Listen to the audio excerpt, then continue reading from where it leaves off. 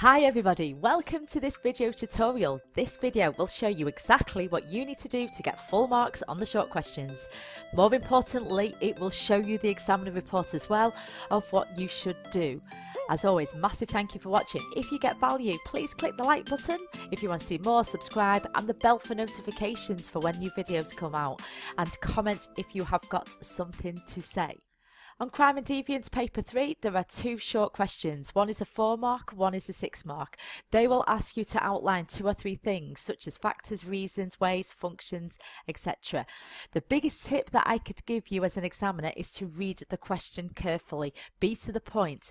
You can gain full marks in just a few sentences. Just start each new point on a separate line. And this will show the examiner that you clearly have 2 or 3 points. If you are unsure, you can always offer an extra one, but don't spend too much time on this. So here is question 1 from 2018 paper 3 crime.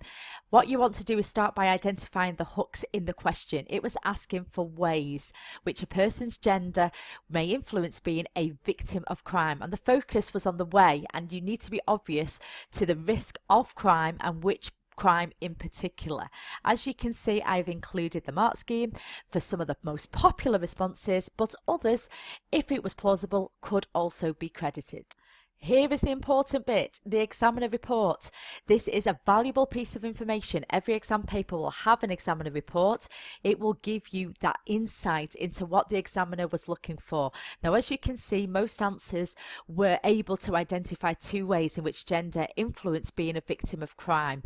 Most answers were citing things like the vulnerability of women, domestic abuse, sexual crimes, patriarchy or masculinity. Now, don't fall into the trap. Some students failed to score marks because they talked about committing crime rather than being a victim. So here's a student answer that got 4 out of 4 because the student identified 2 ways. Each paragraph starts with the words firstly one way, second way, and there are 2 clear points, but she identifies the ways and then links to crimes on both paragraphs, and both are clearly explicit to gender. Both are focused on victims of crime, and therefore the student was awarded 4 out of 4. Question number 2, 6 marks. This was asking you to outline 3 criticisms of labelling theory of crime and deviance. The trigger words were the criticisms, and you need to be very specific of labelling theory. I have included the mark scheme here for you to have a little bit of a look at some of the popular responses, which you will then see in the student answer that I will share for you in just a moment. Here's the important bit, the examiner report. This question was generally answered well. Students were able to identify some of the main criticisms that appeared on the mark scheme: determinism, failure to explain primary deviance, and romanticised view of deviance. Now, what I do want you to note is that some students were writing too much for this question. Make sure that you are getting to the point as quickly as possible, explaining it, and then move on. If you want to read the examiner report in full, I will pop a link in the comments. Checking out the student answer. Visually, you can see that she is given 3 points. I love the fact that she uses sentence starters to indicate that she's moving on to a second reason, third reason.